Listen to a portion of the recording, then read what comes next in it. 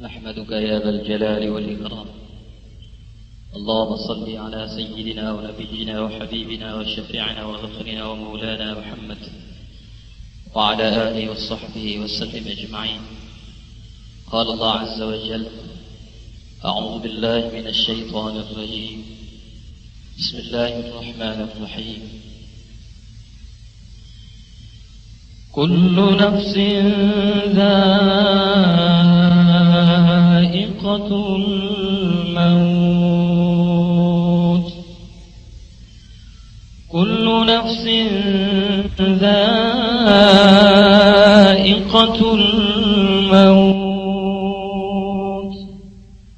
فإنما توفون أجوركم يوم القيامة فمن زحزح عن النار وأدخل الجنة فقد فاز وما الحياة الدنيا إلا متاع الغرور. وقال أيضا: فمن يعمل مثقال ذرة خيرا يره ومن يعمل مثقال ذرة شرا يره. قال رسول الله صلى الله عليه وسلم: الدنيا خلقت لكم وأنتم خلقتم للآخرة، وكما قال عليه الصلاة والسلام. Alhamdulillah, tuan-tuan yang mulia, syukurlah kita kepada Allah Subhanahu wa ta'ala. Allah Subhanahu wa ta'ala beri kita hidayah. Dengan hidayah ini, jemaah yang mulia, kita boleh kenal Rabb kita yang sebenarnya. Tanpa hidayah, maka kita akan menjadikan benda-benda alam ini sebagai Rabb kita. Tanpa hidayah, mungkin kita akan jadikan batu sebagai Rabb kita. Kita akan jadikan emas dan perak menjadi Rabb kita. Tanpa hidayah, mungkin kita jadikan kayu-kayuan sebagai Rabb kita. Dan tuan-tuan yang mulia, tanpa hidayah mungkin kita akan menjadikan benda-benda ini sebagai maksud hidup kita. Alhamdulillah, dengan kerahiman Allah Subhanahu wa ta'ala, Allah Subhanahu wa ta'ala beri kita hidayah. Allah ta'ala beri sayang Allah. Pertama sekali Allah ta'ala telah beri kita kalimah la ilaha illallah. Kalaulah sekiranya bukan kalimah ini, maka sudah lama Allah telah hancurkan alam ini. Dan karena memang semenjak Allah ta'ala ini, Allah pandang dunia ini. Semenjak Allah Subhanahu wa ta'ala telah jadikan dunia ini, Allah ta'ala tak pernah pandang. Sampai hari akhirat pun, setelah dunia ini dikiamatkan, Allah ta'ala pun tak pandang dunia. Sampai kita, ketika seluruh makhluk dihadapkan di hadapan Allah Subhanahu, Allah ta'ala pandang satu persatu, dan Allah ta'ala berikan soalan satu persatu. Tapi kepada dunia ini tak ditanya dan tak dipandang sedikit. Sehingga ketika itu dunia,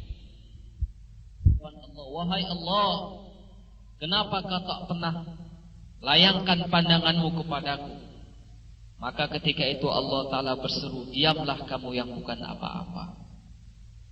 Inilah tuan-tuan yang mulia, yang selama ini kita hidup di dalamnya, dan yang selama ini banyak manusia telah tersilap sehingga menjadikan dunia sebagai Rabbnya.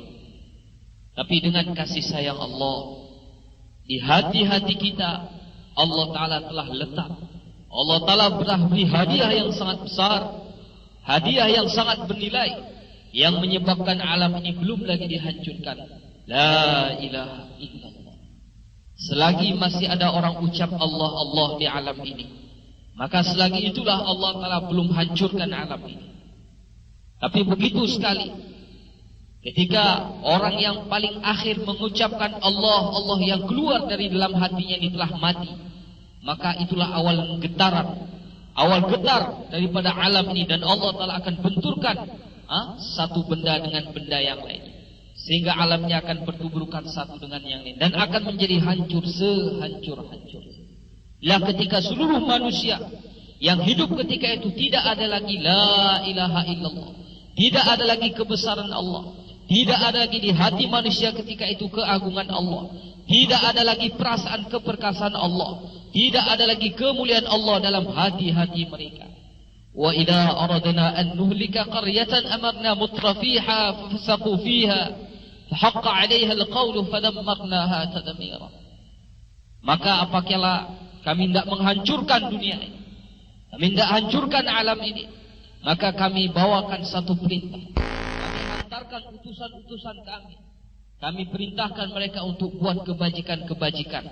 Tetapi orang-orang yang memiliki asbab-asbab, orang-orang yang memiliki benda-benda di antara mereka, mereka berlaku sombong kepada manusia, dan bahkan mereka berlaku angkuh dan sombong di hadapan Rabb mereka, sehingga kami akan hancurkan mereka sehancur-hancurnya.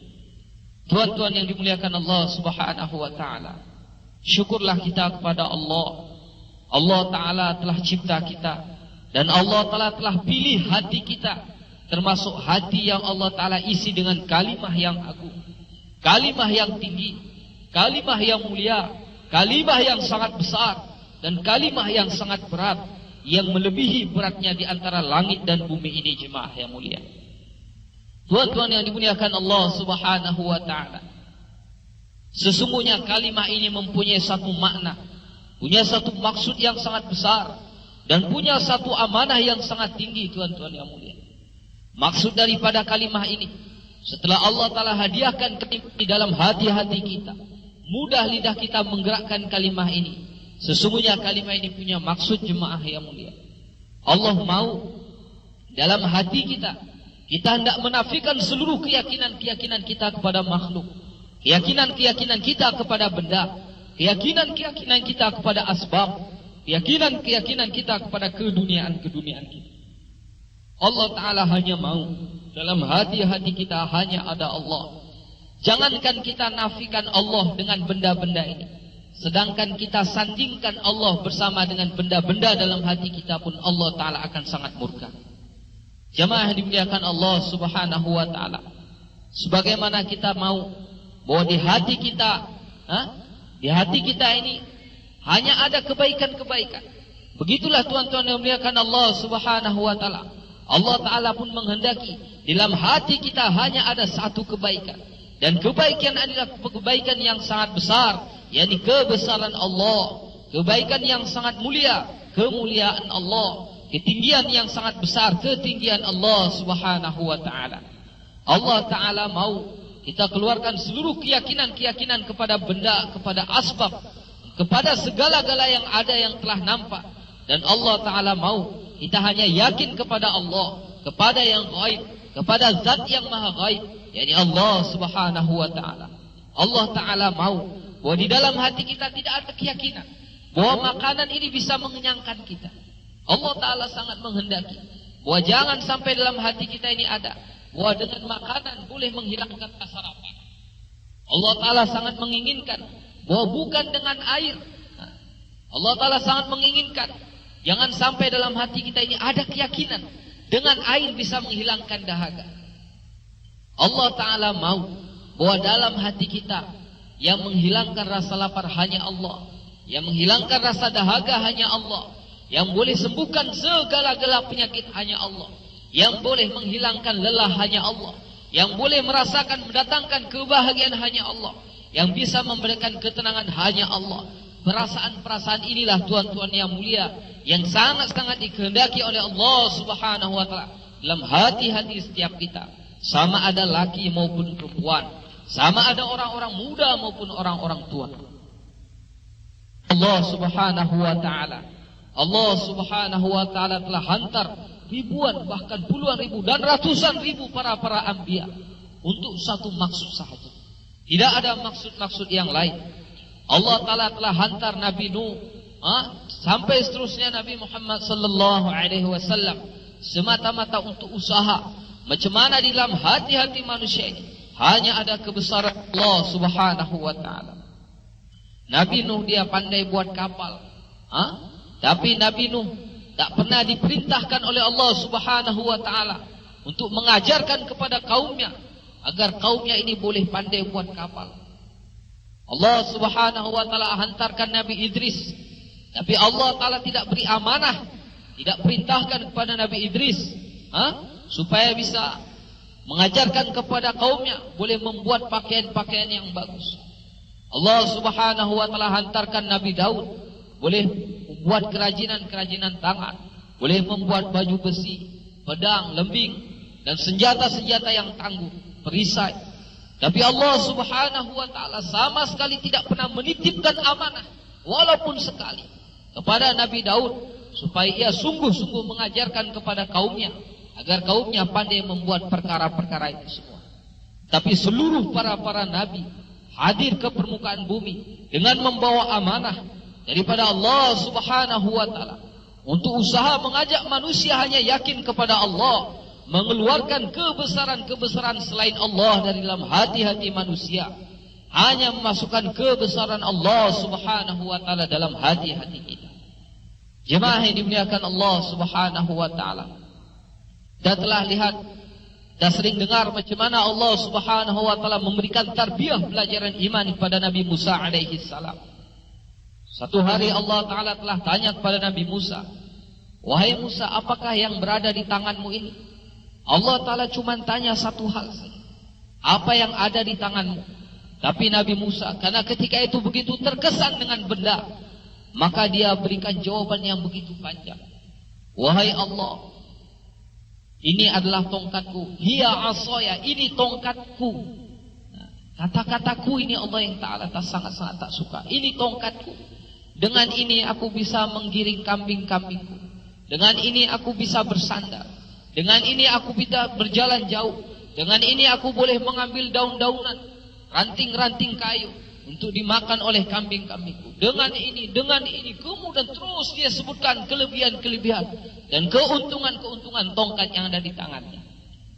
Tuan-tuan yang dimuliakan Allah Subhanahu wa taala, ketika itu Allah Subhanahu wa taala sangat-sangat tidak suka dengan perasaan, dengan keyakinan yang ada dalam hati Musa ketika itu.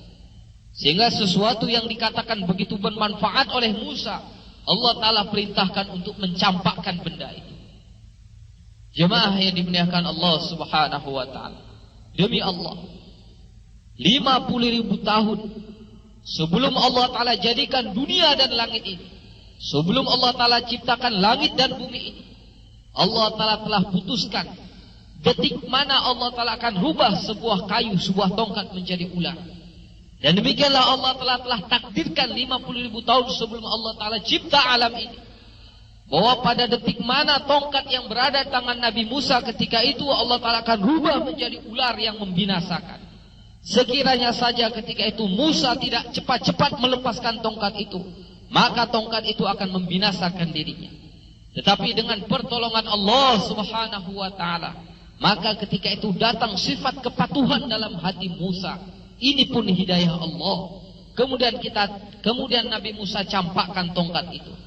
Ketika dicampakkan tongkat itu, maka ketika itulah dengan takdir Allah, maka tongkat itu telah berubah menjadi ular yang sangat besar. Bahkan ular itu terus memburu Musa dan hendak membinasakan Musa.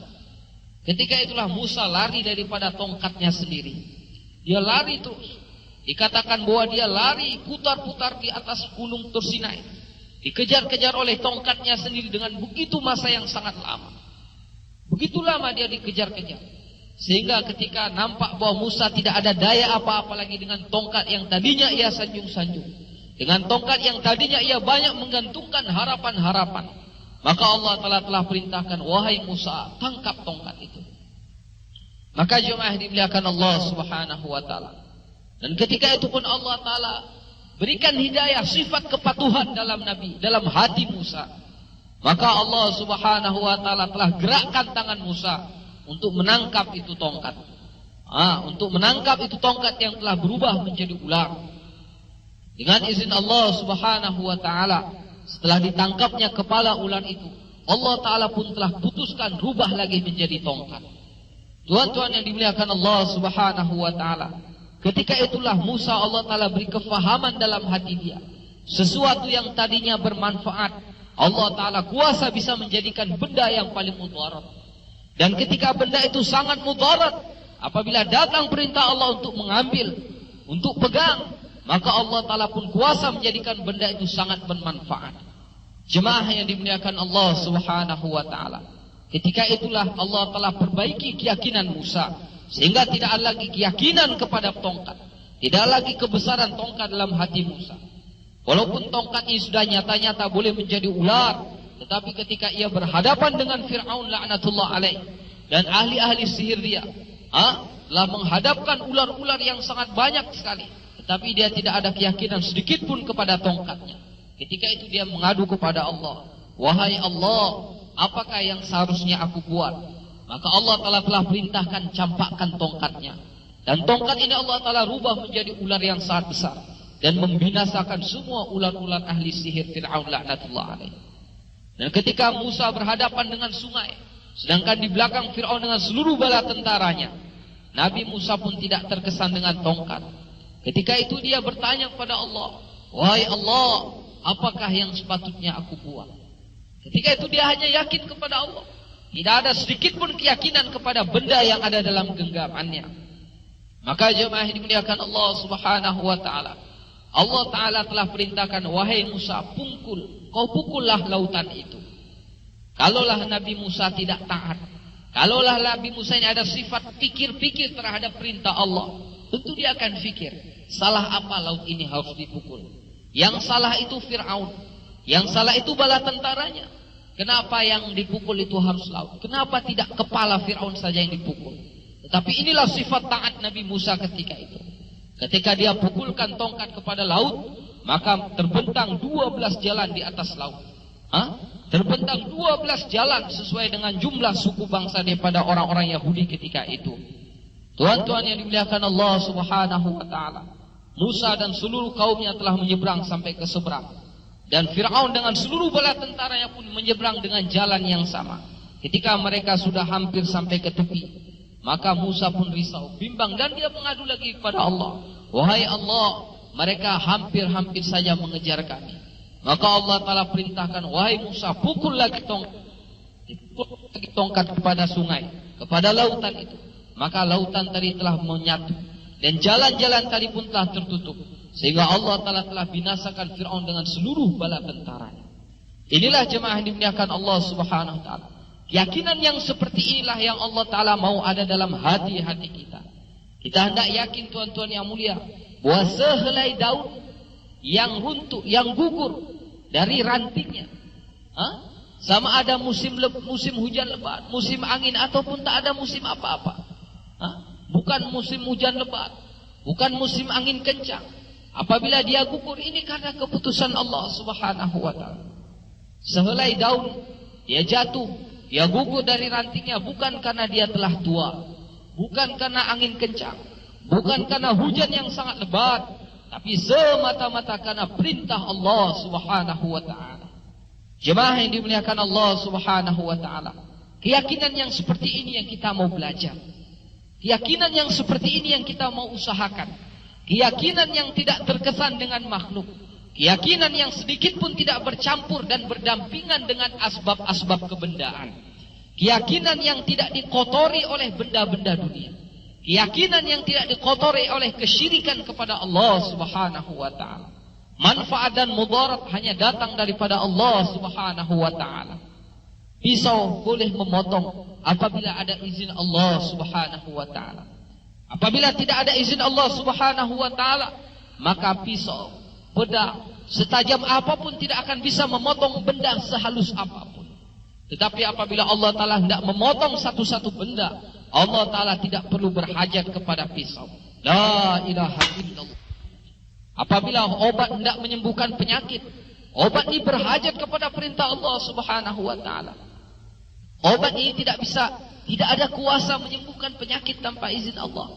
Tetapi apabila Allah Ta'ala hendak menyembuhkan penyakit seorang hamba, maka Allah Ta'ala kuasa dan tidak berhajat sedikit pun kepada obat. La ilaha illallah. Jemaah yang dimuliakan Allah Subhanahu wa Ta'ala, untuk mendapatkan keyakinan yang seperti ini, kita mau buat usaha, jemaah yang mulia. Usaha apa? Inilah usahanya para nabi yang telah diajarkan oleh seluruh para nabi kepada kaumnya. Dan usaha inilah yang telah dibuat oleh Nabi Muhammad sallallahu alaihi wasallam. Kemudian Nabi telah usahakan atas diri para sahabat, sehingga yang tadinya sahabat hidup dengan kesyirikan, hidup dalam kegelapan, hidup mereka begitu buas, bahkan kebuasan mereka lebih buas daripada binatang-binatang buas. Tetapi karena usaha Nabi sallallahu alaihi wasallam, usaha atas keyakinan yang betul, sehingga kehidupan mereka Allah Ta'ala rubah dari kehidupan zulumat kepada nur, dari kehidupan dolalah kepada hidayah, daripada kehidupan yang keras dan buas menjadi kehidupan yang penuh dengan kasih sayang, dengan kehidupan yang penuh lemah lembut dan tegur sapa. Jemaah yang dimuliakan Allah Subhanahu wa Ta'ala, ketika Nabi sallallahu alaihi wasallam belum lagi buat usaha atas iman yakin, belum lagi mengajak manusia kepada Rabb yang sesungguhnya, maka ketika itu kehidupan para sahabat di kota Mekah sangat gelap, sangat buas dan sangat keras. Umar radhiyallahu ta'ala anhu setelah beliau menjadi khalifah, ketika beliau telah hidup dalam hidayah, telah memeluk Islam, beliau sering duduk sendiri, sekejap menangis, sekejap tertawa. Kadang-kadang beliau selesai solat, ketika beliau salam ke kanan beliau tersenyum, ketika salam ke kiri beliau menangis. Orang telah tanya, wahai Umar, kenapakah engkau berbuat seperti itu? Dia kata, bahwa dahulu ketika aku belum memeluk Islam, masih hidup dalam kesesatan, aku teringat, apakala aku telah membuat Tuhan dari roti, atau sesekali aku membuatnya daripada kurma. Setelah aku sembah, kemudian aku lapar, dan aku tidak mendapatkan makanan, maka Tuhan yang baru aku sembah, yang baru aku buat dengan tanganku sendiri, aku makan satu persatu anggota tubuhnya. Sebab itulah aku tertawa, memikirkan betapa bodoh dan jahilnya aku ketika itu. Dan aku menangis tatkala aku teringat bahwa ketika istriku telah melahirkan seorang anak wanita, telah melahirkan anak wanita, tetapi ketika itu istriku telah menyembunyikan daripadaku, menutupi kepadaku, supaya disangkanya bahwa anak yang dilahirkannya itu adalah laki-laki. Maka sebelum aku pulang daripada berniaga, anak yang dilahirkannya ini anak wanita, maka dia telah asuh, dia didik dengan cara laki-laki, dia beri pakaian yang dengan pakaian laki-laki. Setelah aku pulang, anak ini pun telah menjadi agak besar. Ketika aku pulang, kulihat anak yang lahir adalah anak laki-laki, berlari ke sana kemari, aku pun senang. Maka saking gembiranya aku telah mengajak anakku berjalan-jalan ke sebuah padang. Ketika aku sedang berjalan-jalan dengan anakku, tiba-tiba anakku ini buang hajat, buang air kecil. Ketika anakku buang air kecil, dari situlah aku tahu ternyata anakku ini adalah anak perempuan. Maka segera aku pulang untuk mengambil alat, kemudian aku menggali tanah. Ketika aku menggali tanah, maka janggutku penuh debu, penuh tanah dan pasir yang dikotori oleh tanah yang aku gali sendiri. Tetapi anakku ini tidak tahu apa maksudku. Sambil aku menggali lubang sungguh-sungguh, janggut dan kepalaku penuh dengan debu, anakku begitu ikhlas membersihkan kepalaku dan janggutku daripada debu. Dia hapus keringatku. Begitu kasih anakku menghapus keringat yang mengalir dari sekujur tubuhku, dari wajahku. Tetapi dia sama sekali tidak tahu apa maksudku menggali lubang. Setelah lubang tergali, maka tanpa perasaan kasih sayang sedikit pun, aku telah mencampakkan anakku yang dari tadi sibuk menghapus tanah dan debu dari wajahku. Kemudian aku campakkan ke dalam lubang tanpa perasaan kasih sayang sedikit pun. Kemudian aku tutup dengan serapat-rapatnya. Aku tak terkesan dengan panggilan-panggilan ayah daripada mulut anak kandungku sendiri. Mengenangkan peristiwa inilah hatiku menjadi hancur sehancur-hancurnya. Betapa sesatnya kehidupanku dahulu.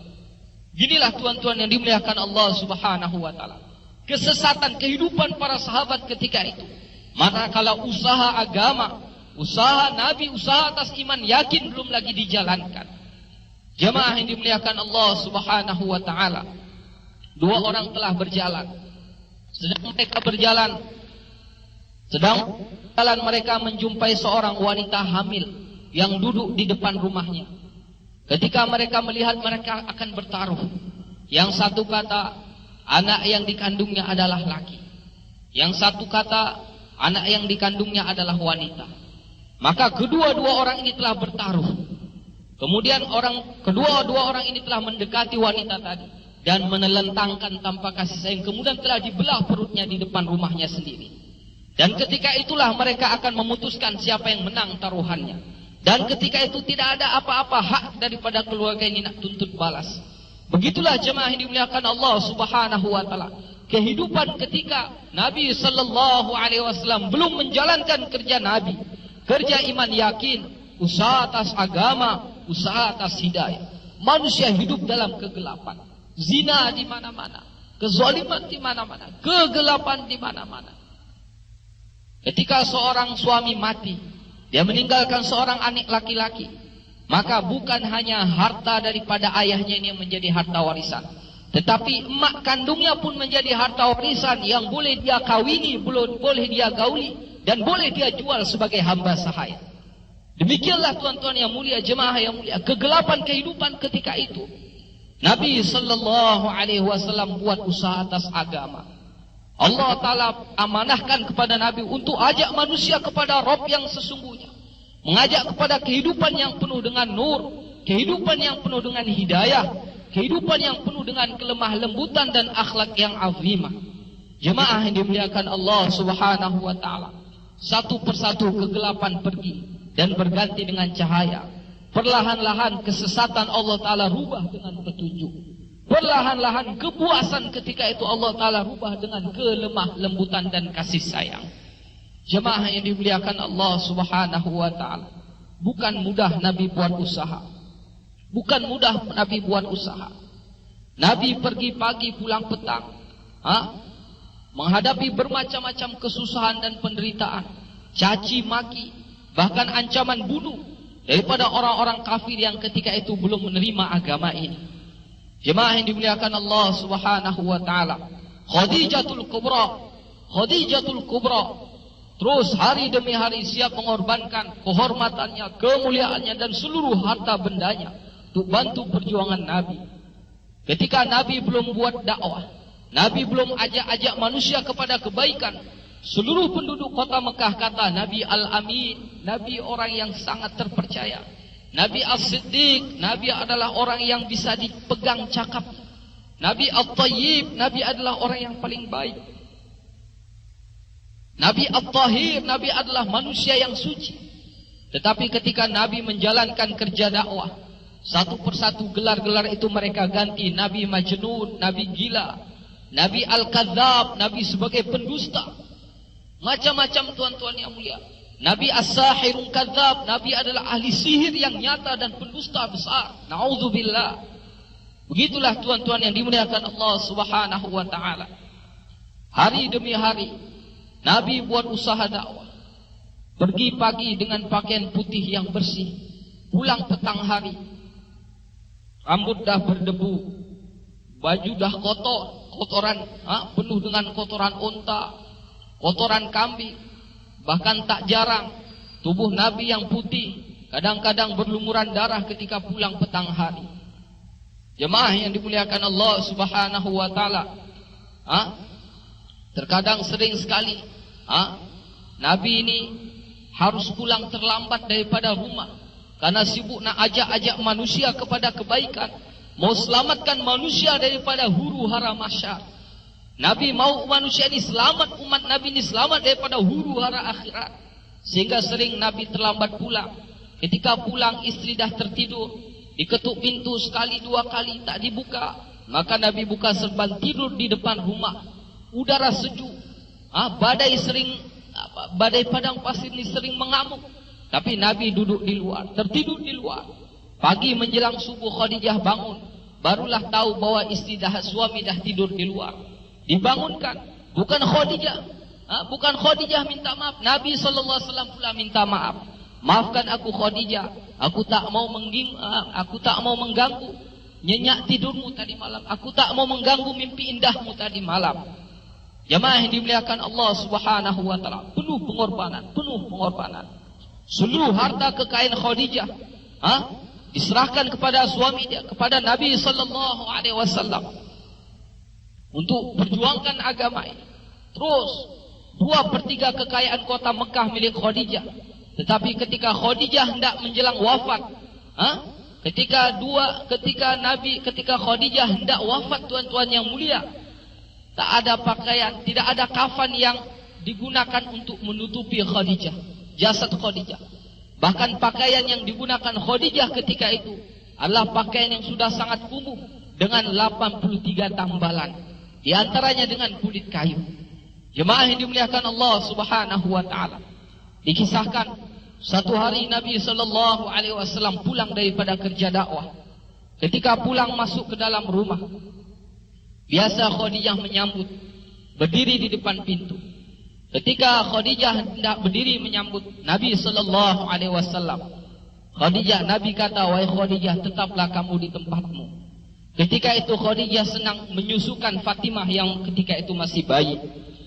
Tuan-tuan yang dimuliakan Allah Subhanahu wa taala, karena begitu pengorbanan Nabi dan Khadijah untuk agama ini, untuk macam mana hari ini kita kenal Rabb, untuk macam mana hari ini kita kenal macam mana kita solat, macam mana hari ini kita kenal Tuhan yang sebenarnya, kita kenal Allah. Jamaah yang dimuliakan Allah Subhanahu wa taala, seluruh harta kekayaan mereka telah menjadi habis. Sehingga ketika Fatimah menyusu, bukan air susu yang keluar, tetapi darah yang keluar yang masuk ke dalam mulut daripada Fatimah radhiyallahu anha. Maka Nabi SAW telah mengambil ini Fatimah dan diletakkan di tempat tidur. Gantilah Nabi SAW berbaring di pangkuan Khadijah. Maka Nabi SAW karena begitu lelah jumpa manusia dengan menghadapi caci maki dan fitnah manusia ketika itu, Nabi tertidur. Ketika itulah Khadijah dengan belayan kasih sayang membelai kepala Nabi sallallahu alaihi wasallam. Tak terasa air mata Khadijatul Kubra menetes di pipi Nabi sallallahu alaihi wasallam. Nabi pun terjaga. "Wahai Khadijah, kenapa engkau menangis? Adakah engkau menyesal bersuamikan aku Muhammad? Dahulu engkau wanita bangsawan, engkau mulia, engkau hartawan, tetapi hari ini engkau telah dihina orang. Semua orang telah menjauh darimu. Seluruh harta kekayaanmu habis. Adakah engkau menyesal, wahai Khadijah, bersuamikan aku Muhammad?" Khadijatul Kubra kata, "Wahai suamiku, wahai Nabi Allah, bukan itu yang aku tangiskan. Dahulu aku memiliki kemuliaan. Kemuliaan itu aku serahkan untuk Allah dan Rasulnya. Dahulu aku punya kebangsawanan. Kebangsawanan itu pun aku serahkan untuk Allah dan Rasulnya. Dahulu aku memiliki harta kekayaan, dan seluruh harta kekayaan itu pun telah aku serahkan untuk Allah dan Rasulnya. Wahai Rasulullah, sekarang aku tak punya apa-apa lagi, tetapi engkau masih terus memperjuangkan agama ini. Wahai Rasulullah, sekiranya aku telah mati, sedangkan perjuanganmu ini belum selesai. Sekiranya engkau hendak menyeberangi sebuah lautan, engkau hendak menyeberangi sebuah sungai, dan engkau tidak memperolehi rakit pun ataupun jembatan, maka engkau galilah lubang-lubang kuburku, engkau galilah kuburku, engkau ambillah tulang belulangku, kau jadikanlah sebagai jembatan untuk engkau menyeberangi sungai itu, untuk jumpa manusia. Ingatkan mereka kepada kebesaran Allah, ingatkan mereka kepada yang hak, ajak mereka kepada Islam, wahai Rasulullah. Tuan-tuan yang dimuliakan Allah Subhanahu wa ta'ala, seorang Nabi yang agung, seorang istri yang agung, suami istri berpelukan sambil menangis memikirkan agama ini. Allahu Akbar. Jemaah yang dimuliakan Allah Subhanahu wa ta'ala, agama tersebar. Hari ini kita kenal Allah bukan dengan mudah, jemaah yang mulia. Agama sampai dalam kehidupan agama. Agama sampai ke kampung kita. Agama masuk ke dalam rumah-rumah kita. Agama sampai ke dalam hati-hati kita, jemaah yang mulia. Bukan dibawa oleh burung, bukan dibawa oleh angin, bukan dibawa oleh air sungai yang mengalir, bukan, jemaah yang mulia. Tapi dibawa oleh pengorbanan Nabi dan para sahabat. Dibawa oleh pengorbanan para janda sahabat, dibawa oleh pengorbanan yatim-yatim para sahabat. Jemaah yang mulia, ulama beritahu hari ini kita senang-senang amal agama di atas penderitaan dan jeritan janda-janda dan yatim para sahabat. Hari ini kita kadang-kadang senang amalkan agama di atas penderitaan Khadijatul Kubra radhiyallahu ta'ala. Jemaah yang dimuliakan Allah Subhanahu wa ta'ala, kalaulah hari ini kita tidak hargai pengorbanan mereka, apa yang harus kita jawab di hadapan Allah? Kalaulah kita jumpa Allah, apa yang akan kita jawab di hadapan Nabi kalau kita jumpa dengan Nabi? Apa yang akan kita jawab kalau kita jumpa dengan Abu Bakar yang telah menghabiskan seluruh harta bendanya untuk agama? Apalah yang akan kita jawab, wahai ibu-ibu yang mulia, kalau ibu-ibu jumpa dengan sahabiah-sahabiah yang telah mengorbankan suami-suami mereka syahid di jalan Allah?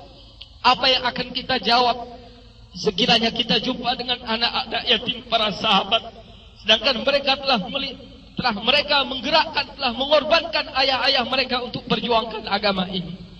Jamaah yang dimuliakan Allah Subhanahu wa ta'ala, agama ini sangat berhajat kepada pengorbanan jamaah yang mulia. Agama tidak akan tersebar dengan tulis-tulisan, agama pun tidak akan tersebar dengan cakap. Agama tidak akan pernah wujud dalam kehidupan kita tanpa kita mengorbankan diri kita jemaah yang mulia. Sudah menjadi syarat, agama akan wujud melalui pengorbanan jemaah yang mulia. Hidayah akan datang dalam diri kita melalui pengorbanan. Agama akan tersebar, hidayah akan tersebar ke ujung-ujung dunia jemaah yang mulia melalui pengorbanan. Syekh Muhammad Ilyas rahimahullah telah mengorbankan seluruh harta kekayaannya untuk tegakkan agama.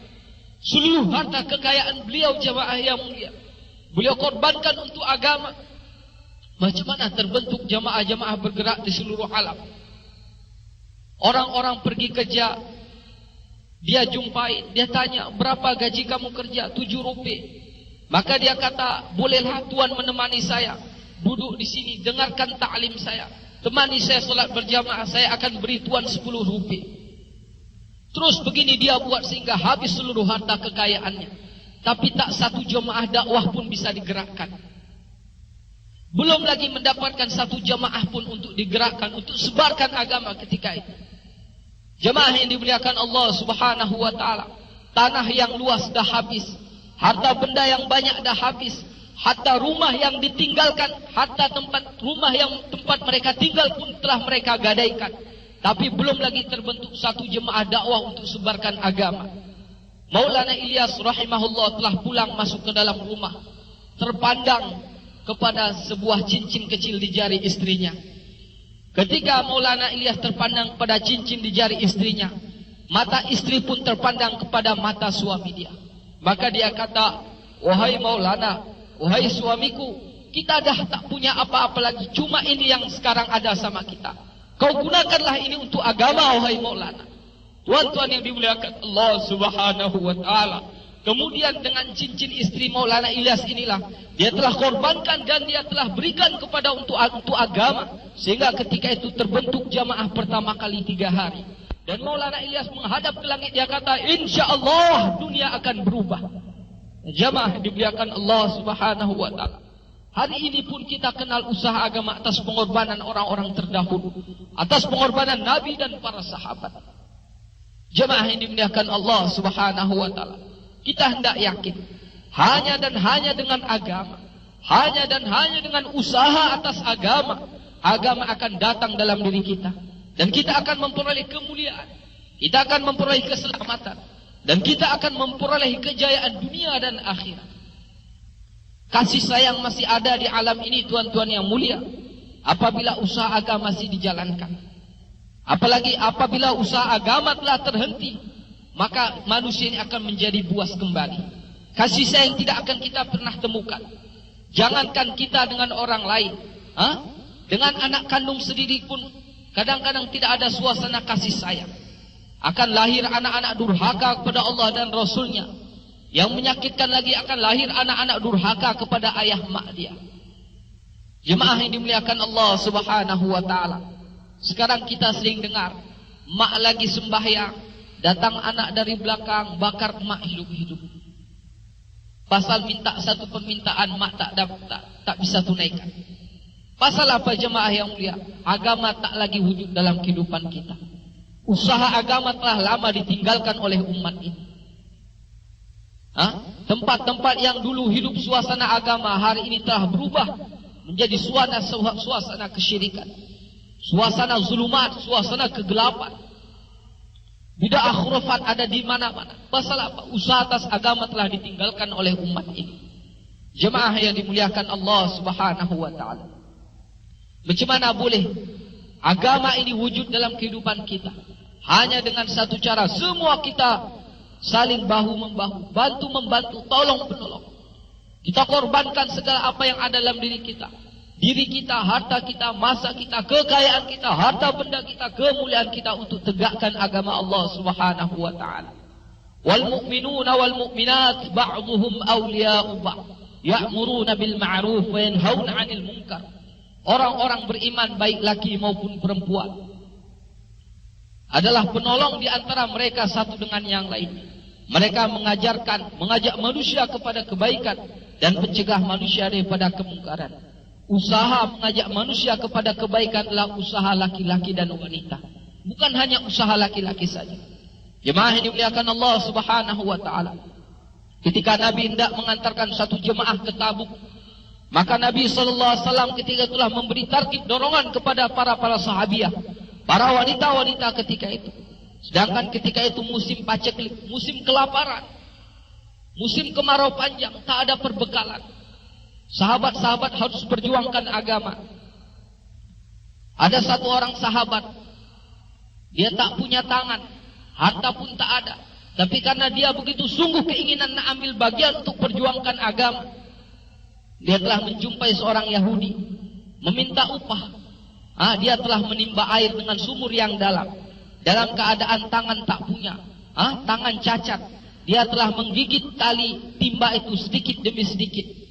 Pergi pagi dia bekerja, menimba air dengan mulut. Sampai tengah hari dia baru dapat 2 timba. Kemudian dia mendapatkan 2 buah butir kurma dan dia serahkan kepada Nabi sallallahu alaihi wasallam. Nabi begitu gembira dengan pengorbanan sahabat ini. Nabi telah menjumpai para wanita-wanita untuk mengorbankan, untuk perjuangkan agama Allah. Maka para sahabiah ketika itu telah melepaskan perhiasan-perhiasan yang mereka cintai dan mereka telah menyerahkannya kepada Nabi Muhammad sallallahu alaihi wasallam. Jemaah yang dimuliakan Allah Subhanahu wa taala. Allah Subhanahu wa taala menghantarkan Nabi Muhammad sallallahu alaihi wasallam nak muliakan umat manusia. Yang dahulu kita seperti binatang, hari ini Allah taala jadikan kita sebagai manusia yang mulia. Dahulu wanita-wanita tak ada nilai, tapi hari ini dengan usaha Nabi sallallahu alaihi wasallam, Allah Ta'ala telah letakkan syurga kaum laki-laki di bawah telapak kaki kaum wanita. Jemaah yang dimuliakan Allah Subhanahu wa taala. Begitulah kasihnya Nabi sallallahu alaihi wasallam kepada umat ini. Usaha Nabi meletakkan wanita di tempat yang begitu tinggi. Sedangkan hari ini orang-orang kafir hendak usaha menelanjangi kaum wanita-wanita. Dan hari ini usaha agama hendak menutup aurat dengan sempurna kembali daripada wanita-wanita hari ini. Jemaah yang dimuliakan Allah Subhanahu wa taala. Allah Subhanahu wa taala telah memberi hak yang begitu besar atas wanita. Adapun keridhaan wanita, keridhaan seorang ibu, menjadi asbab keselamatan dan kejayaan seorang anak. Satu orang sahabat telah bertanya, "Ya Rasulullah, 2 orang tuaku memanggil aku, ayahku dan ibuku. Siapakah yang harus aku penuhi?" Maka Nabi kata, "Ibumu." Setelah itu siapa lagi ya Rasulullah? Ibumu. Setelah itu siapa lagi ya Rasulullah? Ibumu. Setelah itu siapa lagi ya Rasulullah? Ayahmu. Inilah jemaah dimuliakan Allah Subhanahu wa taala. Dahulu wanita tak ada nilai, bahkan begitu hina sekali seperti benda-benda. Tetapi usaha Nabi, usaha atas agama meletakkan kembali wanita pada tempat yang sangat tinggi. Jemaah yang dimuliakan Allah Subhanahu wa taala, melalui usaha agama akan mudah kita mentaati perintah Allah, menjaga solat di awal waktu. Mana Nabi sallallahu alaihi wasallam telah berjanji, orang yang sungguh-sungguh menjaga solatnya dengan tertib di awal waktu, dengan cara yang betul, dengan tawadhu dan khusyuk, maka Allah Subhanahu wa taala akan berikan 5 ganjaran. berkah rezeki, selamat dari azab kubur, menerima catatan amal dari tangan kanan, melewati sirat secepat kilat dan masuk syurga tanpa hisab. Sedangkan Nabi SAW pun janji, orang yang melalaikan solat, menangguh-nangguhkan solat, maka Allah Subhanahu wa taala akan berikan 15 azab yang sangat pedih.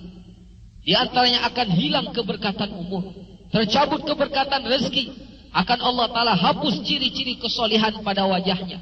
Mereka tidak akan mendapat balasan pahala daripada amal-amal baik mereka.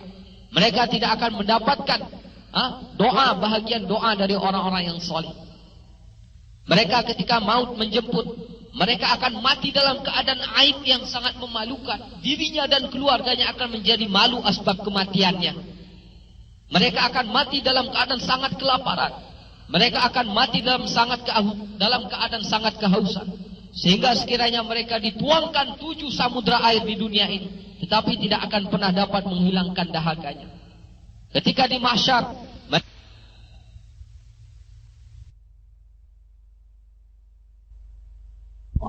menjaga hubungan baik kita kepada Allah.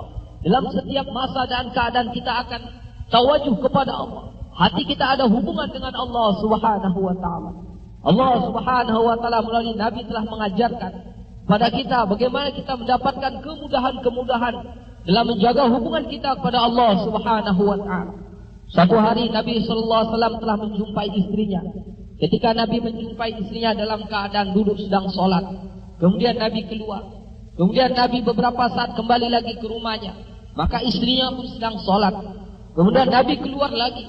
Kemudian Nabi masuk lagi ke rumahnya setelah siang hari, istrinya pun sedang solat. Tak lama kemudian istrinya telah salam menutup solatnya. Maka Nabi kata, adakah semenjak aku pergi pagi sampai aku pulang siang engkau tetap duduk di tempatmu ini? Maka istrinya kata, benar ya Rasulullah.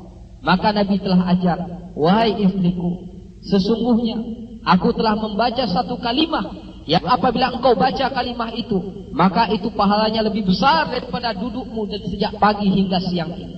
Subhanallah wa bihamdihi adada khalqihi wa ridha nafsihi wa zinata arshihi wa min hadihi. Jemaah ini dimuliakan Allah Subhanahu wa taala. Melalui usaha agama ini, Allah taala akan berikan kita ilmu-ilmu yang bermanfaat, ilmu yang dapat menyelamatkan kita dunia dan akhirat, ilmu yang dapat memudahkan kita untuk mentaati Allah, ilmu yang dapat menolong kita menjawab 3 soalan di dalam kubur. Jemaah yang dimuliakan Allah Subhanahu wa taala. Melalui usaha agama ini, kita akan dapat memperbaiki hubungan kita sesama manusia, terutama hubungan suami dengan istri, hubungan orang tua dengan anak, hubungan anak dengan orang tua. Jemaah yang dimuliakan Allah Subhanahu wa taala. Hari ini kita dah penuh kesilapan. Hari ini istri sibuk dengan beribadah, sibuk dengan berpuasa, sibuk dengan solat. Tetapi sesungguhnya Nabi sallallahu alaihi wasallam beritahu, demi Allah, ketika malam Mi'raj, aku telah melihat keadaan neraka, tetapi paling banyak penghuni neraka adalah kaum wanita. Maka ketika itu Aisyah bertanya, ya Rasulullah, apakah mereka tidak solat? Mereka solat. Apakah mereka tidak menunaikan zakat? Mereka tunaikan zakat. Apakah mereka tidak berpuasa? Mereka berpuasa. Mengapa ya Rasulullah?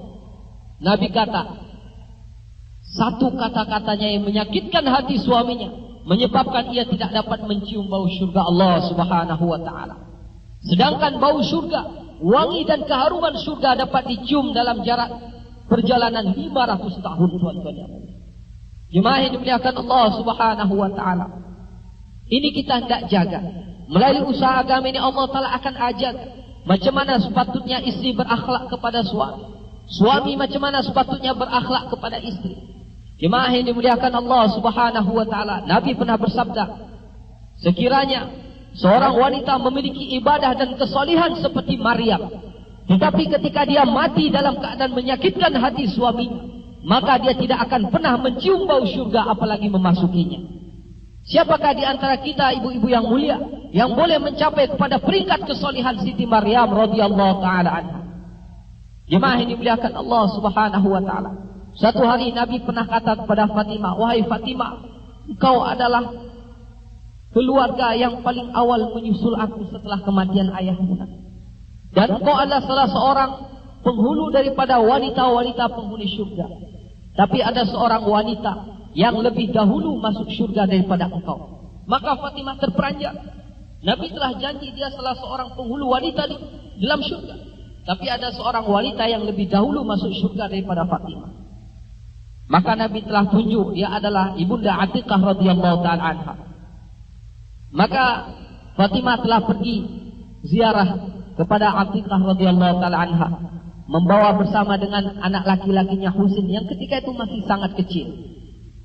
Fatimah pun ucap salam, assalamualaikum. Waalaikumsalam. Siapa di luar? Atiqah. Ada perlu apa? Saya mau bersilaturahim. Atiqah dengan siapa? Saya dengan anak siapa? Dengan siapa? Husin. Maaf, suami saya telah beri amanah, selagi saya tidak ada di rumah, jangan seorang laki-laki asing pun masuk dalam rumah. Fatimah kata, wahai Atiqah, ini anak kandungku dan dia masih kecil. Maaf, ini amanah suami. Maka Fatimah pun telah membawa pulang anaknya dan dia telah kembali. Barulah dia masuk ke dalam rumah. Jemaah yang dimuliakan Allah Subhanahu wa taala, sedang mereka berbincang-bincang. Maka ketika itu tiba-tiba Atiqah kata, wahai Fatimah, duduklah sekejap. Maka Atiqah ini telah buat persiapan. Dia telah mandi dengan memakai wangi-wangian, dengan pakaian yang terbaik. Kemudian dia telah menghamparkan sebuah supra.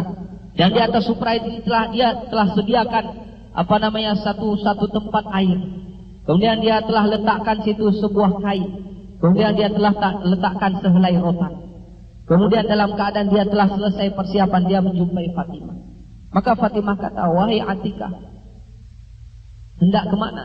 Ada hal apa sehingga engkau bersiap-siap sampai seperti ini? Maka dia kata, wahai Fatimah, sekejap lagi suami aku akan pulang. Maka ketika dia pulang, maka aku mau ketika dia pulang, dia mendapatkan aku sudah dalam keadaan bersiap-siap untuk membahagiakan dia.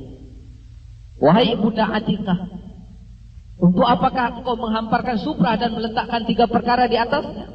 Maka dia kata, wahai Fatimah, sekiranya suamiku pulang, maka pertama sekali aku akan menyambutnya dan akan mendudukkannya di atas supra itu.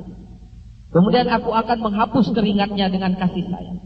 Kemudian aku akan menuangkan air, aku akan memberikan minum dengan air putih itu kepada suamiku dengan tanganku sendiri. Setelah ia hilang letihnya, maka aku akan kata kepada suamiku, wahai suamiku, sekiranya engkau kecewa, tidak puas dengan layananku, maka inilah rotan, cambuklah aku agar aku terselamat daripada cambukan Allah di hari akhirat. Inilah jemaah yang dimuliakan Allah Subhanahu wa taala. Maka Fatimah menangis di rumah Atiqah. Dia kata, wahai Ibunda Atiqah, tahukah engkau mengapa aku datang kemari? Sesungguhnya Nabi SAW telah berjanji, aku Fatimah adalah salah seorang daripada penghulu wanita-wanita syurga. Tapi engkau wahai Ibunda Atiqah, engkau adalah lebih awal memasuki syurga daripada aku. Maka Atiqah pun begitu bersyukur kepada Allah Subhanahu wa taala. Beginilah jemaah dimuliakan Allah Subhanahu wa taala, kita mau belajar. Hari ini wanita-wanita kita tanpa sadar telah banyak menyakiti hati-hati suami mereka. Sedikit kesilapan, sedikit kekurangan, maka mereka akan memaki-maki. Maka mereka akan melupakan seluruh kebaikan-kebaikan yang pernah dilakukan.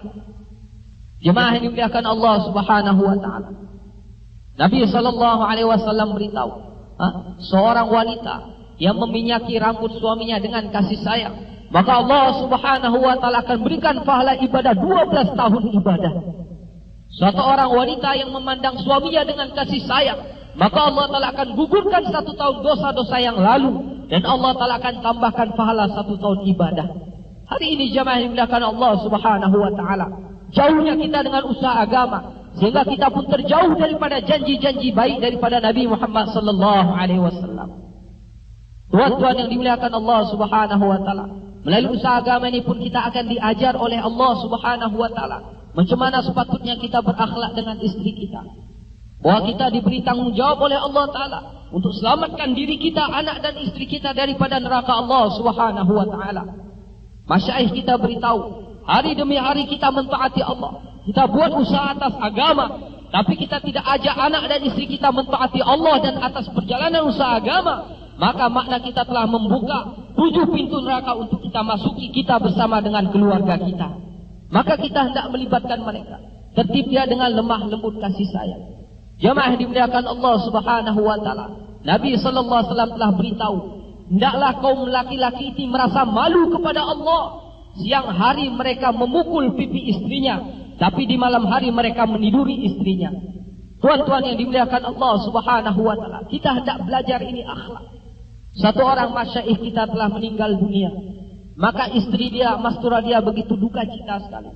Maka istri-istri masyaikh yang lain pun telah datang menghibur. Wahai ibunda, mengapakah ibunda begitu bersedih? Bukankah kita sudah paham bahwa memang ini adalah perkara yang hak? Maka dia kata, bukan karena aku tak siap mengalami peristiwa ini, bukan karena aku mengingkari masalah maut dan perpisahan ini. Bagaimana aku tak mencucurkan air mata? 55 tahun aku berdampingan dengan suamiku, tapi tak pernah sepatah kata pun dia mengangkat suaranya kepadaku. Dan tak pernah aku lihat sekalipun dia bermasa muka kepadaku. Padahal dengan kesibukannya dia kerja agama, terkadang aku khilaf kepadanya, tapi tak pernah sepatah kata pun aku dengar suaranya kasar dan tinggi kepadaku. Inilah tuan-tuan yang mulia akhlak yang telah diajarkan oleh Allah Ta'ala kepada Nabi, para sahabat, dan orang-orang tua kita asbab kerja agama. Jemaah yang dimuliakan Allah Subhanahu wa Ta'ala, Aisyah radhiyallahu ta'ala anha berkata, sungguh demi Allah, kepulangan Nabi ke dalam rumah kami laksana musim bunga bagi kami. Kepulangan Nabi ke dalam rumah kami laksana musim bunga bagi kami. Macam mana kita mau belajar apabila kita jumpa dengan keluarga kita bukan seperti duri menyusahkan mereka? Walaupun letih kita dalam kerja agama, macam mana kita luangkan masa untuk beramah tamah, lemah lembut kasih sayang, bercanda dengan mereka. Ini pun sunnah juga. Tuan-tuan yang dimuliakan Allah Subhanahu wa taala, di tengah-tengah kesibukan Nabi dalam kerja agama, dia pun masih sempat bermain-main dengan cucunya. Suatu hari Nabi pulang, cucunya ada di rumahnya, maka Nabi telah bermain kuda-kudaan dengan cucunya. Ketika Hasan Husain di punggung Nabi SAW, Umar kata, wahai Hasan Husain, begitu gagah, begitu cantiknya kuda tunggangan kalian. Nabi jawab, wahai Umar, lebih gagah lagi 2 orang penunggang di atasnya. Jemaah yang dimuliakan Allah Subhanahu wa taala, apabila Nabi pulang ke rumah, di luar rumah Nabi sibuk dalam dakwah, menghadapi bermacam-macam cobaan, ujian daripada Allah Ta'ala. Tetapi apabila Nabi pulang ke rumah, apa saja yang sedang dilakukan oleh istrinya, itulah yang dibuat oleh Nabi. Seringkali Nabi SAW berebut-rebutan untuk menggiling gandum dengan istrinya. Seringkali Nabi SAW pulang berebut-rebut kain untuk saling mencuci kepada istrinya. Ketika Nabi pulang dilihat istrinya sedang membasuh kain, maka Nabi akan duduk bersama membasuh kain bersama dengan istrinya. Inilah tuan-tuan yang mulia kita mau belajar. Pasal apa? Apabila kita keluar di jalan Allah, bukan kita sesungguhnya yang buat pengorbanan. Istri-istri kita lah yang membuat pengorbanan sesungguhnya di jalan Allah Subhanahu wa taala. Sesungguhnya air mata wanita yang dikorbankan keluar jalan Allah suami mereka. Seorang istri yang meridhokan suaminya keluar jalan Allah Subhanahu wa taala, derai air mata mereka, titisan-titisan air mata mereka dapat menggetarkan tiang arasy Allah Subhanahu wa taala. Dan tiang aras tidak akan pernah berhenti sebelum Allah Ta'ala memberikan janji bahwa wanita ini akan dijadikan sebagai penghuni syurga, dan Allah Ta'ala akan ampunkan seluruh dosa-dosa mereka. Jemaah yang dimuliakan Allah Subhanahu wa Ta'ala, kemudian melalui usaha agama ini Allah Ta'ala akan ajar kita macam mana sepatutnya kita berakhlak dengan orang tua, macam mana Allah Ta'ala akan lahirkan anak-anak yang soleh kepada kita. Allah Ta'ala akan lahirkan anak-anak yang memudahkan kita memasuki syurga Allah. Allah Ta'ala akan memudahkan kita untuk mentaati orang tua kita.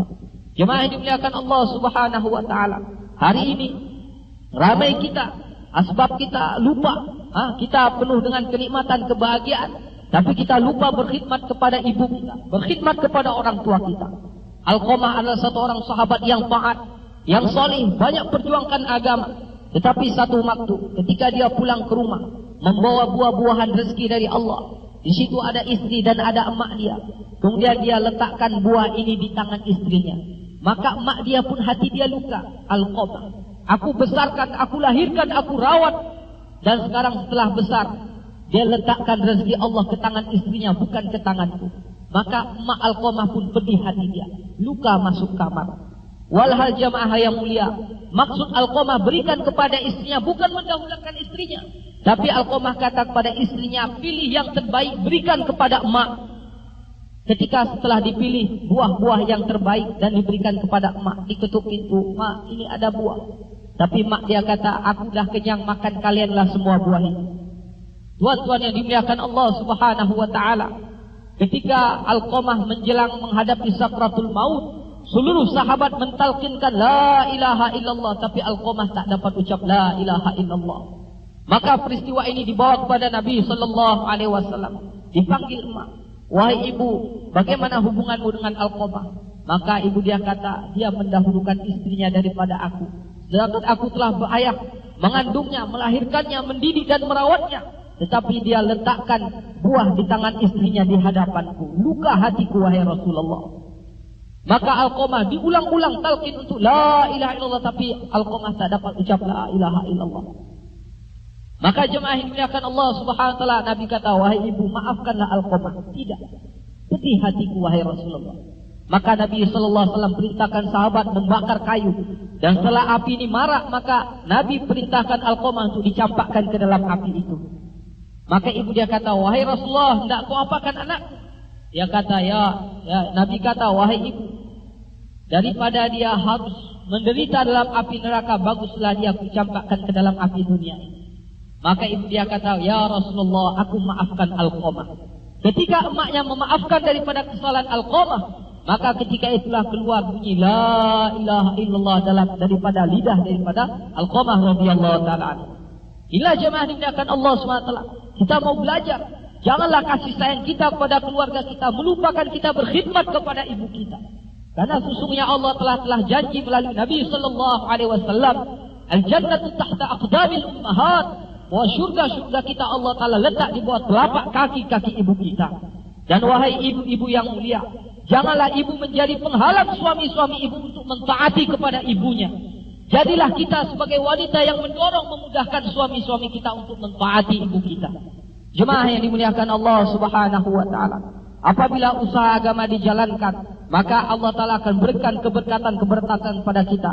Keberkatan rezeki, keberkatan umur, keberkatan masa, dan keberkatan kekeluargaan, keberkatan keturunan. Nabi sallallahu alaihi wasallam cerita bagaimana keberkatan yang Allah Ta'ala beri kepada Nabi Ibrahim alaihissalam, asbab dia buat pengorbanan untuk agama Allah Subhanahu wa taala. Dapat istri yang salihah, dapatkan dua orang anak yang salih. Saking solehnya jemaah yang mulia, dua-duanya jadi nabi yang sangat besar, nabi yang sampai hari ini disebut-sebut oleh seluruh manusia. Jemaah yang dimuliakan Allah Subhanahu wa taala, sekarang banyak kerja agama yang ditawarkan kepada kita. Hari ini orang berduyun-duyun berlomba-lomba masuk neraka Allah Subhanahu wa taala. Hari ini ulama-ulama kita fikir, macam mana perkara ini kita mau bantu, macam mana perkara ini kita mau selamatkan. Apabila kita ambil kerja agama, maka pertama sekali Allah Ta'ala akan selamatkan kita, selamatkan agama kita, dan Allah Ta'ala akan bawa kita kepada husnul khatimah. Allah Ta'ala akan berikan kita kematian yang baik. Ketika kita menghadapi maut, dapat ucap la ilaha illallah. Tuan-tuan yang dimuliakan Allah Subhanahu wa taala, masyaikh kita sudah tua. Mereka sibuk dalam kerja agama. Wanita-wanita mereka dalam keadaan sering kelaparan karena suami-suami mereka sibuk perjuangkan agama. Sedangkan hari ini kita selalu bersenang-senang amalkan agama. Apa yang harus kita jawab di hadapan Allah Subhanahu wa taala? Maka jamaah yang mulia, kita azamlah macam mana kita mau wakafkan sebahagian daripada kehidupan kita, harta diri dan masa kita untuk bantu perjuangan agama ini. 1.500 jemaah 4 bulan dikehendaki oleh orang tua-tua kita. Macam mana boleh digerakkan di seluruh tempat agar keadaan ini Allah Ta'ala rubah. Suasana huru-hara, kemiskinan, peperangan, pertengkaran, ini asbab kerja agama ditinggalkan, sehingga agama pun tercabut, huru-hara Allah Ta'ala berikan. Maka jamaah yang mulia, untuk selesaikan masalah ini, hanya dan hanya kita mengambil keputusan bahwa harta diri dan kita ini tidak kita jual kepada Allah Subhanahu wa taala, dan Allah Ta'ala telah beri dengan harganya syurga. Innallaha ishtara minal mu'minin anfusahum wa amwalahum bi anna lahumul jannah. Jemaah ini dimuliakan Allah Subhanahu wa taala, kita hendak ambil keputusan secepatnya sebelum maut menjemput kita. Kita telah ada niat, kita telah ada azam bahwa kita hendak menjadikan usaha agama sebagai maksud hidup kita, sehingga agama akan hidup dalam rumah-rumah kita, sehingga agama akan hidup dalam hati-hati kita, agama akan wujud dalam hati istri-istri kita, agama akan wujud dalam hati suami-suami kita, agama akan wujud dalam hati anak-anak kita, dan agama akan hidup dalam hati-hati umat seluruh alam. Jemaah yang dimuliakan Allah Subhanahu wa taala, terutama ibu-ibu. Ibu-ibu hendaklah mendorong suami-suaminya untuk bantu agama Allah Subhanahu wa taala. Nabi sallallahu alaihi wasallam beritahu, seorang wanita yang mendorong suaminya untuk keluar di jalan Allah, bantu perjuangkan agama Allah Subhanahu wa taala, maka mereka akan masuk dalam surga 500 tahun lebih awal daripada suaminya. Suaminya buat pengorbanan di jalan Allah, tinggalkan rumah kampung halaman, tetapi istri-istri mereka lebih dahulu masuk dalam surga Allah 500 tahun lebih awal daripada suaminya. Dikatakan bahwa di surga nanti pada hari Jumat, seluruh penghuni surga akan datang jumpai Allah Subhanahu wa taala, akan menerima nikmat yang paling besar, yakni melihat wajah Allah Subhanahu wa taala. Wujuhu yawma idzin nadhirah ila rabbiha nadhirah. Di mana ketika itu? Di mana ketika hari itu? Wajah-wajah penghuni surga seluruhnya putih bersinar-sinar, karena mereka melihat wajah Tuhan mereka. Seluruh penghuni surga mendatangi satu tempat untuk melihat wajah Allah Subhanahu wa taala. Tetapi bagi seorang wanita yang salihah, wanita yang menutup aurat dengan sempurna, mendorong suaminya keluar jalan Allah, maka mereka tetap di dalam kemahnya, mereka tetap di dalam mahligainya. Dan Allah Ta'ala yang sendiri yang akan datang ke dalam mahligainya, akan mendatangkan, menampakkan keindahan wajah Allah Subhanahu wa Ta'ala kepada wanita ini.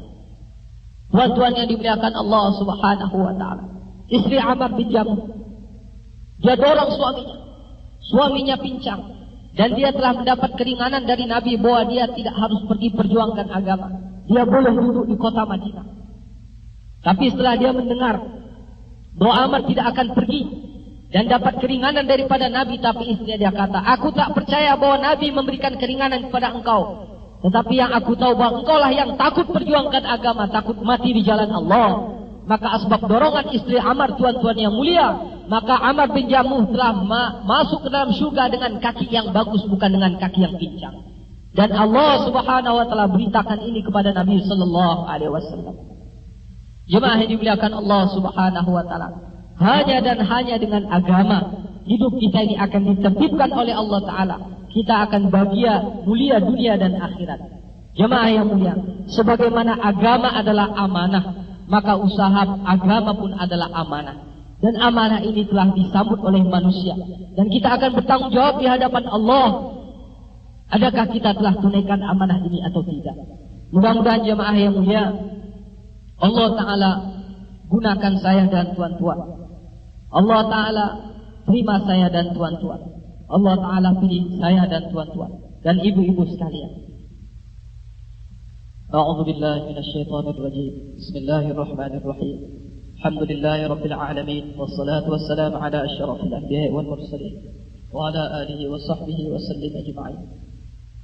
Ya awwalal awwalin, ya akhiral akhirin, ya dzal quwwatil matin, ya rahimul fuqara'i wad du'afa'i wal masakin. يا أرحم الراحمين ارحمنا يا أرحم الراحمين.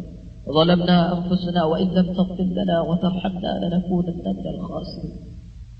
لا إله إلا أنت سبحانك إنا كنا من الظالمين. لا إله إلا أنت سبحانك إنا كنا من الظالمين. لا إله إلا أنت سبحانك إنا كنا من الظالمين. اللهم اغفر لنا ذنوبنا ولوالدينا وارحمهم كما ربونا صغارا. يا الله يا أرحم الراحمين, inilah hamba-hambamu ya Allah, anak dari hamba-hambamu ya Allah, datangkan tangan di hadapanmu ya Allah. Ya Allah, Engkau maha pengasih ya Allah, Engkau maha penyayang ya Allah, Engkau maha pemaaf ya Allah, Engkau maha pengampun ya Allah, Engkau maha penerima taubat ya Allah. Ya Allah, kami bergelimang dosa dan noda ya Allah, kami bergelimang maksiat ya Allah. Ya Allah, banyak perintah-perintahmu kami tinggalkan ya Allah, banyak larangan-laranganmu kami tinggalkan, kami buat ya Allah. Ya Allah, ampunkanlah dosa-dosa kami ya Allah, maafkanlah kesalahan-kesalahan kami ya Allah. Ya Allah, maafkanlah kesalahan kedua orang tua kami ya Allah, ampunkanlah dosa-dosa mereka ya Allah. Ya Allah, kasih sayangilah mereka ya Allah, sebagaimana mereka telah menyayangi kami ketika kecil ya Allah. Ya Allah, ibu kami ya Allah, Susah di atas susah mereka mengandung kami, ya Allah. Sakit di atas sakit mereka melahirkan kami, ya Allah. Susah mereka merawat kami, ya Allah. Mendidik kami, ya Allah. Di antara mereka telah meninggal, ya Allah. Kami belum sempat berkhidmat kepada mereka, ya Allah. Ketika mereka masih hidup, sering kami silap menyakiti hati mereka, ya Allah. Ya Allah, inilah anaknya, ya Allah. Mohon doa kepadamu, ya Allah. Lapangkan kubur mereka, ya Allah. Selamatkan mereka dari azab kubur, ya Allah. Ya Allah, selamatkan mereka dari azab kubur, ya Allah.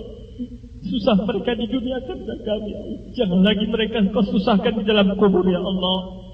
Ya Allah, kau selamatkanlah mereka dari azab kubur, ya Allah. Kau bukalah pintu-pintu surga masuk lorong-lorong kubur daripada ibu kami, ya Allah.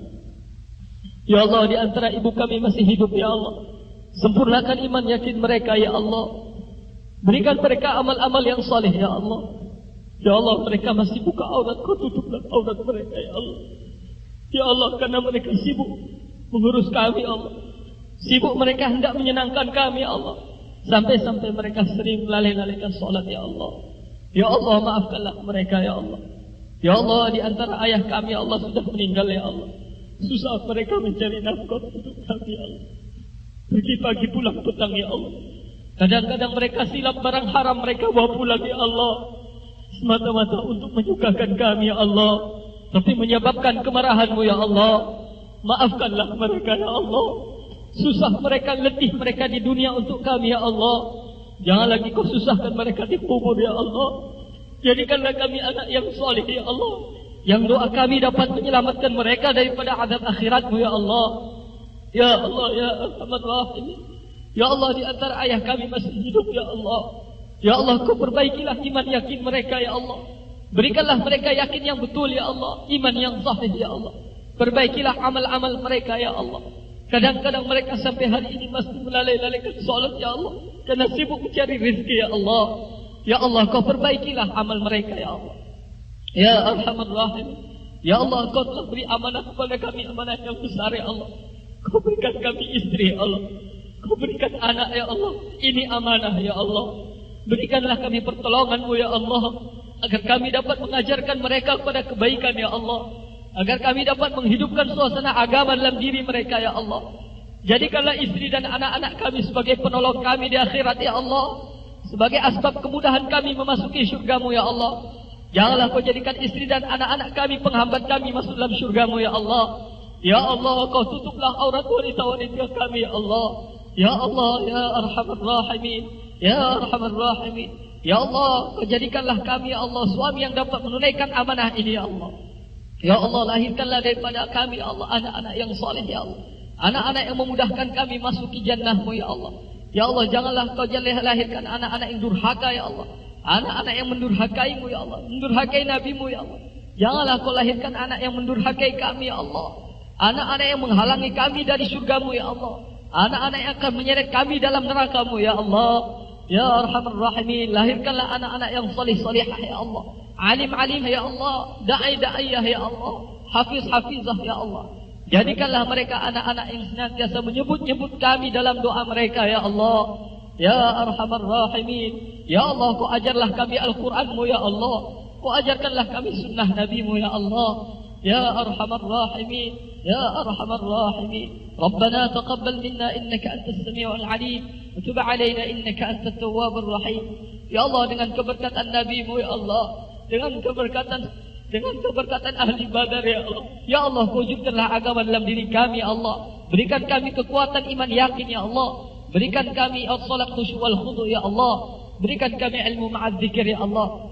Berikan kami sifat ikhlas dan ikram, ya Allah. Ya Allah, bantu kami, ya Allah. Gunakan kami untuk bantu agama-Mu, ya Allah. Ya Arhamar Rahimin. Ya Allah, kau jadikan kami orang yang bersungguh-sungguh dalam agama dan usaha agama, ya Allah. Janganlah kau jadikan kami orang yang munafik dalam agama, ya Allah. Janganlah kau jadikan kami orang berpura-pura dalam agama dan amal-amal agama, ya Allah. Ya Arhamar Rahimin. Ya Arhamar Rahimin. Ya Allah, satukanlah doa kami, ya Allah, dengan doa jemaah yang bergerak seluruh alam, ya Allah. Ya Allah, saudara-saudara kami banyak yang sedang perjuangkan agama di ujung-ujung dunia, Allah. Di antara mereka ada yang berhutang, kau lunasi hutang mereka, ya Allah. Di antara istri mereka ada yang sakit, ya Allah, kau sembuhkan sakitnya, ya Allah. Di antara anak-anak mereka ada yang sakit, ya Allah, kau sembuhkan sakit mereka, ya Allah. Keluarga yang mereka tinggalkan dalam keadaan kekurangan, Kau cukupi ya Allah. Mereka menghadapi fitnah ya Allah, Kau sediakan fitnah ya Allah. Kau gantikan dengan kebaikan-kebaikan ya Allah. Ya Arhamar Rahimin, Ya Arhamar Rahimin. Ya Allah, kami tak pandai doa ya Allah. Apa yang diminta Nabi-Mu telah kami minta ya Allah. Apa yang diperlindungkan oleh Nabi-Mu telah sangat-sangat kami takuti ya Allah. Ya Allah, berikanlah kami kesempatan ya Allah. Dahulu kami tak sempat lihat wajah Nabi ya Allah. Kami tak sempat ziarah Nabi ya Allah. Kau berikan kesempatan kepada kami untuk ziarah kubur Nabi-Mu ya Allah. Ya Allah, kami tahu ya Allah, kami fakir ya Allah, tapi Kau maha kaya ya Allah. Kami tak punya apa-apa ya Allah, tapi Kamu punya segala-galanya ya Allah. Ya Allah, janganlah Kau matikan kami sebelum kami ziarah kubur Nabi ya Allah. Ya Allah, kami janji ya Allah, siapa yang menziarahi kubur Nabi, mana dia ziarah Nabi ketika Nabi masih hidup ya Allah. Ya Allah, kami tak sempat menziarah Nabi ketika Nabi masih hidup ya Allah.